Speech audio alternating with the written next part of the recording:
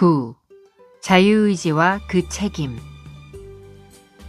인간에게는 아주 귀하고 소중한 자유의지가 있다. 만일 하나님이 사람을 무엇이든 시키는 대로만 하는 인간으로 만들었다면 명령에 따라 움직이는 기계와 다름이 없었을 것이다. 그래서 인간은 사람의 지식과 지혜로 만든 로봇과는 다르다. 로마의 철학자요 대주교였던 아우구스티누스는 자유의지에 대하여 이렇게 말했다. 하나님이 인간에게 주신 가장 큰 선물은 자유의지이다. 그러므로 자유의지는 사람을 넘어뜨리는 올무가 아니라 하나님이 주신 특별한 권리요 귀한 선물이다. 권리에는 책임과 의무가 반드시 따른다. 책임이 없는 자유는 방종에 불과하다. 하나님은 자유의지와 선택의 권리를 주시고 그 선택에 대한 책임 또한 사람에게 부여하셨다. 사람들 앞에는 생명과 복과 사망과 화가 항상 놓여 있고 이들 중 어떤 것을 택하든 그 책임은 자신에게 있다.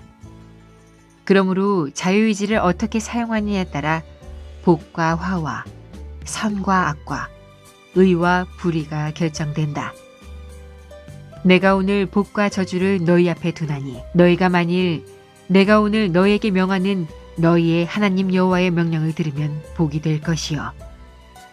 내가 오늘 하늘과 땅을 불러 너희에게 증거를 삼노라. 내가 생명과 사망과 복과 저주를 내 앞에 두었은즉 너와 네 자손이 살기 위하여 생명을 택하고 우리 모두 생명의 복과 사망과 저주의 갈림길에서 모든 선포된 말씀을 잊어버리는 어리석은 자가 되지 말고 진리를 깨닫는 것이 중요하다. 어리석은 자는 그의 마음에 이르기를 하나님이 없다 하도다. 어리석음을 버리고 생명을 얻으라.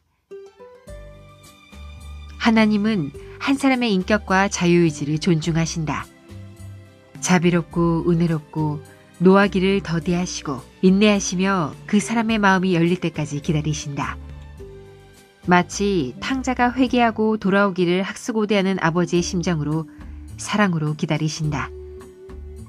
생명의 말씀에 귀를 기울이는 자가 복 있는 사람이다.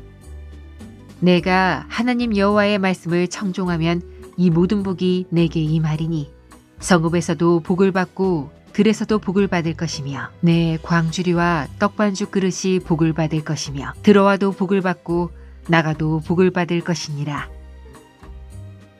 우리 인류의 시조 아담과 하와는 뱀의 유혹에 빠졌다. 그 속임수에 눈과 귀가 멀어 하나님의 계명을 지키지 못했다. 자유의지에 따른 그 책임과 의무를 다하지 못한 것이다. 마귀는 뱀을 통해 하와를 유혹했다. 영은 육으로 보이지 않는다. 그래서 사탄은 뱀을 통해 사람에게 접근하여 유혹한 것이다. 창세기 3장 1에서 4절에 기록된 말씀을 되새겨본다. 뱀이 여자에게 말했다. 하나님이 참으로 너희에게 동산 모든 나무의 열매를 먹지 말라 하시더냐. 여자가 말했다. 동산 나무 열매를 우리가 먹을 수 있으나 동산 중앙에 있는 나무 열매는 하나님의 말씀에 너희는 먹지도 말고 만지지도 말라. 너희가 죽을까 하노라 하셨느니라. 여기서 하와가 하나님의 말씀을 왜곡했다는 사실을 알 수 있다. 여호와 하나님이 그 사람에게 명하여 이르시되 동산 각종 나무의 열매는 내가 임의로 먹되 선악을 알게 하는 나무의 열매는 먹지 말라. 내가 먹는 날에는 반드시 죽으리라. 먹지 말라 했는데 만지지도 말라라는 말을 추가하였고 반드시 죽으리라 했는데 죽을까 하노라 다르게 말했으니 하와는 왜 하나님의 말씀을 올바르게 전하지 못했을까? 왜 확신하지 못하고 꾸며 말했을까? 하나님께 직접 듣지 않고 남편을 통해서 들었기 때문이라고 말하는 학자들도 있다. 그런데 그 엄하고도 중한 하나님의 명령을 직접 들은 아담이 그의 아내에게 소홀히 전달하진 않았을 것이다. 분명한 것은 고도의 술수를 쓰는 마귀의 그 속임수에 넘어갔다는 사실이다. 뱀이 말했다. 너희가 결코 죽지 아니하리라. 너희가 그것을 먹는 날에는 너희 눈이 밝아져 하나님과 같이 되어 선악을 알 줄 하나님이 아심이니라. 이렇게 뱀은 여자를 속여 거짓을 말하였고 그 꼬임에 미혹되어 하나님 말씀을 불순종한 인류의 첫사람 아담과 하와는 금단의 열매를 먹고 에덴에서 추방되었다. 이것이 신라원이다. 하와가 뱀의 거짓말에 유혹된 것은 무엇 때문인가? 그 나무를 본즉 먹음직도 하고 보암직도 하고 지혜롭게 할 만큼 탐스럽기도 한 나무인지라. 이는 세상에 있는 모든 것이 육신의 정욕과 안목의 정욕과 이생의 자랑이니 다 아버지께로부터 온 것이 아니요 세상으로부터 온 것이라. 창세기 3장 6절의 말씀은 마태복음과 누가복음 4장에 기록된 예수님의 광야 시험 사건과 요한일서 2장 16절에 기록된 말씀과 같이 육신의 정욕과 안목의 정욕과 이생의 자랑에 모든 사람이 유혹받고 있다. 1. 먹음직도 하고 이 돌들로 떡이 되게 하라. 육신의 정욕. 2. 보암직도 하고 천하 만국과 그 영광을 보여. 안목의 정욕. 3. 탐스러워하고 성전 꼭대기에서 뛰어내리라. 이생의 자랑. 마귀의 유혹에 의해 정욕과 탐욕과 이생의 자랑으로 생기게 되는 이 죄는 사람의 정신 속에 자라나 결국 죽음과 멸망에 이르게 한다. 욕심이 잉태한즉 죄를 낳고 죄가 장성한즉 사망을 낳느니라.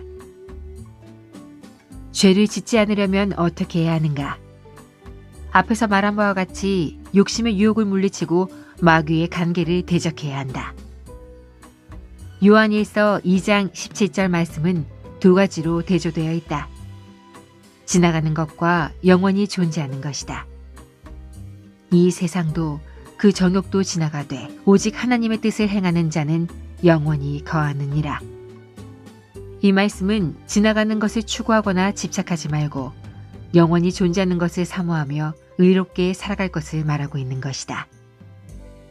신명기는 모세의 마지막 설교로 이스라엘이 가나안에 입성하기 전 하나님의 명령, 즉 율례와 규례와 법도를 거듭 말한 것이다.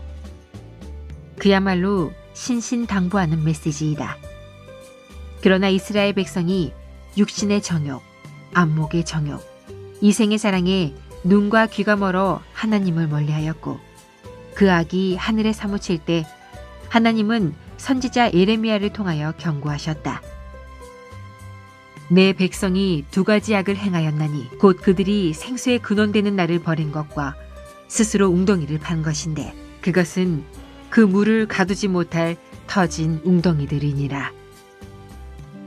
그들은 생명의 근원 되시는 하나님을 버리고 생수의 물을 거두지 못하는 터진 웅덩이를 스스로 파고 있었다.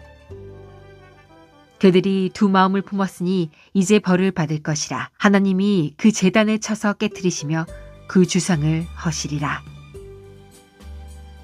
인류의 시조 아담과 하와는 악한 영에 유혹되어 하나님 말씀을 불순종하는 죄를 범했다. 악에 빠지는 이를 스스로 끌어들이고 하나님이 주신 영생의 복을 상실하였다. 오늘 이 시대에도 악한 영 마귀는 교묘한 수단과 방법을 써가며 아담과 하와를 넘어뜨린 유혹으로 쉴 새 없이 우리를 공격하고 있다. 그리하여 사람들의 마음에 미움과 시기와 질투가 끊임없이 일어나 죄를 범하게 하고 있다.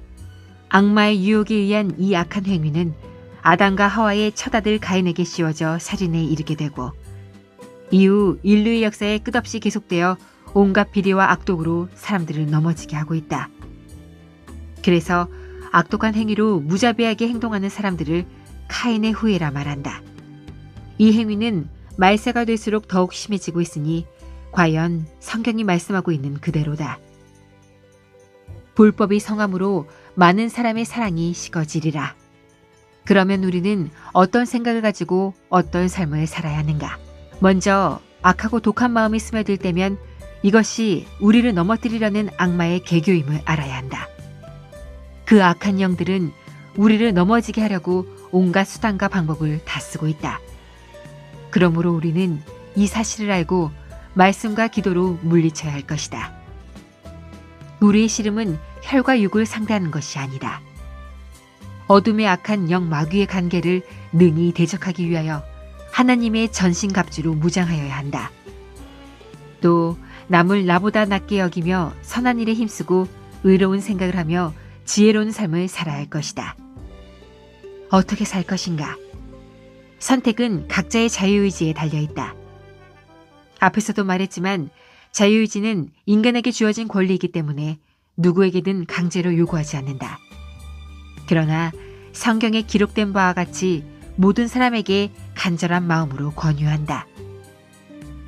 지혜 있는 자는 궁창의 빛과 같이 빛날 것이요 많은 사람을 옳은 대로 돌아오게 한 자는 별과 같이 영원토록 빛나리라. 그런즉 그들이 믿지 아니하는 일을 어찌 부르리요 전파하는 자가 없이 어찌 들으리요. 기록된 바 아름답도다. 좋은 소식을 전하는 자들의 발이여 함과 같으니라. 더욱이 그 누구보다도 하나님은 아버지를 떠나 탕자가 된 둘째 아들이 돌아오기만을 기다리는 간절한 심정으로 오늘도 내일도 문 밖에서 학수고대하며 기다리신다. 누가복음 탕자 비유는 집을 떠나 방황하는 아들을 기다리시는 하느님의 한없는 사랑이 그 주제가 된다. 사랑은 여기 있으니 우리가 하나님을 사랑한 것이 아니요 하나님이 우리를 사랑하사 우리 죄를 속하기 위하여 화목제물로 그 아들을 보내셨습니다. 그러나 끝까지 돌아오지 않으면 생명의 구원은 멀어진다. 때가 찼고 하나님의 나라가 가까이 왔으니 회개하고 복음을 믿으라. 그가 와서 죄에 대하여 의에 대하여 심판에 대하여 세상을 책망하시리라. 그래서 모두가 책망받을 일이다. 집에서 아버지를 섬기며 명을 어기지 않았던 마다들도 그렇다. 그의 잘못은 형으로서 동생을 사랑하거나 긍휼히 여기는 마음이 전혀 없고 아버지의 사랑을 도무지 이해하지 못하고 질투하며 화를 낸 것이다. 하나님은 형이든 동생이든 누구든 모두 사랑하신다. 그래서 책망받을 잘못이 있을지라도 인정하고 뉘우쳐 돌아오기만 하면 반갑게 맞아주신다. 아들, 내가 아들과 아버지께 죄를 지었사오니 나를 품꾼의 하나로 보소서. 아버지, 제일 좋은 옷을 입히고 손에 가락지를 끼우고 그리고 살찐 송아지를 끌어다가 잡으라. 우리가 먹고 즐기자. 서로를 용서하는 것이야말로 가장 아름다운 사랑의 모습이다. 존 세필드. 요셉의 형제들이 요셉에게 말을 전하여 이르되 당신의 아버지가 돌아가시기 전에 너희는 이같이 요셉에게 이르라. 내 형들이 내게 악을 행하였을지라도 이제 바라건대 그들의 허물과 죄를 용서하라 하셨나니 이제 우리 죄를 용서하소서. 하매 요셉이 그들이 하는 말을 들을 때에 울었더라. 하나님의 사랑 안에서 자신을 지키며 영생에 이르도록 주 예수 그리스도의 긍휼을 기다리라. 또 어떤 자를 불에서 끌어내어 구원하라. 긍휼히 여기라. 이기는 자와 끝까지 내 일을 지키는 그에게 만국을 다스리는 권세를 주리니 그가 철장을 가지고 그들을 다스려 질그를 깨트리는 것 같이 하리라.